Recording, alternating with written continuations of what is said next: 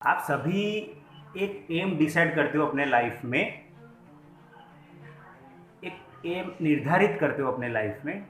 वहाँ तक पहुँचना सबको होता है, लेकिन कुछ लोग पहुँच पाते हैं तो कुछ लोग नहीं पहुँच पाते।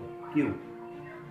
पढ़ाई एजुकेशन सब करते हैं, लेकिन कुछ लोग सक्सेसफुल होते हैं, कुछ लोग सक्सेसफुल नहीं होते हैं। क्यों? आपको रोकता कौन है? आप क्यों पीछे रह जाते हो? जबकि आपको पता होता है कि आपने अगर लक्ष्य डिसाइड किया है तो आप उसके लिए एलिजिबल हो। आपको पता है कि आप वहाँ तक पहुँच सकते हो, लेकिन फिर भी आप नहीं पहुँच पाते। क्यों?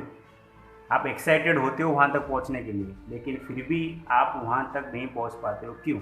आज का मेरा टॉपिक दोस्तों इसी बात पे। मैं आपको छोटा सा एक स्टोरी सुनाना चाहूँगा। नेपोलियन बोनापार्ट करके एक योद्धा था फ्रांस का, बहुत शक्तिशाली पावरफुल वॉरियर था नेपोलियन बोनापार्ट करके। एक बार उनको एक युद्ध लड़ने जाना था। तो युद्ध लड़ने जाने के लिए एक बहुत ही विशाल पर्वत है फ्रांस में, ठीक है, एल्प्स पर्वतमाला करके, एल्प्स हिल स्टेशन करके, ठीक है। वो बहुत ही ऊंचा पर्वतमाला है, तो उसको पार करना नामुमकिन जैसा है। लेकिन फिर भी उन्होंने तो अपना एम डिसाइड कर लिया कि उनको युद्ध जीतना ही है। एनी हाउ उनको युद्ध जीतना ही है। उन्होंने सारे सैनिक तैयार किए और सबको बोले कि चलना है। जबकि सब सैनिक थोड़ा नाराज़ थे, क्योंकि वो जो पर्वतमाला था एल्प्स हिल स्टेशन करके, वो बहुत ही ऊंचा था। लेकिन भाई ये ठहरे सेनापति, तो इनकी बात को सुनना ही, क्योंकि प्राचीन काल में ऐसा ही होता था। राजा ने, सेनापति ने एक बार बोल दिया, दैट्स इट, दैट फाइनल। उसके ऊपर कोई सैनिक उनको कुछ एक्सक्यूज कर ही नहीं सकता। तो वो लोग निकले, पर्वत पार करना था, पर्वत पार करके युद्ध करना था। अभी युद्ध जीते हारे दैट इज़ अनदर थिंग, वो बात की चीज़ है, ठीक है।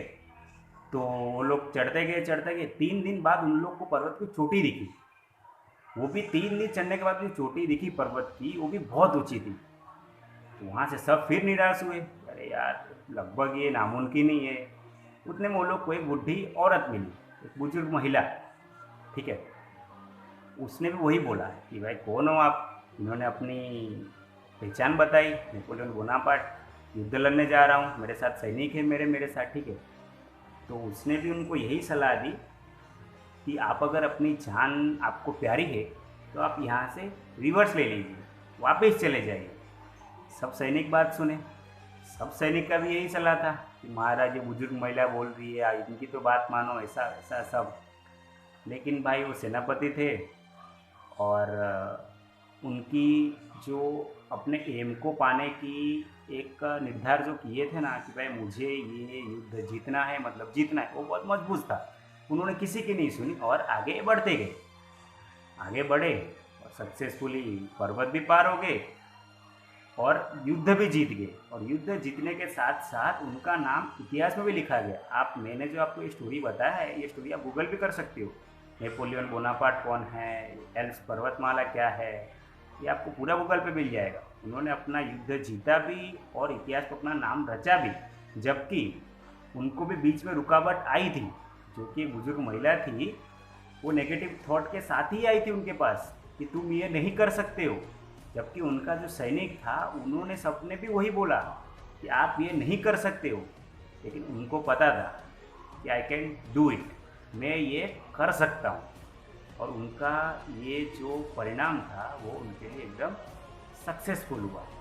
तो दोस्तों, आप भी हमेशा अपना एम निर्धारित करते हो तो अपने सिर्फ दिल की सुनो। इसके लिए मैं एक छोटा सा स्टोरी सुनाना चाहूँगा। मतलब स्टोरी मतलब एक छोटा सा शायरी जैसा है, ठीक है। जो दूसरों की सुनता है ना दोस्तों, वो बिखर जाता है, और जो खुद के दिल की सुनता है ना, वो संवर जाता है।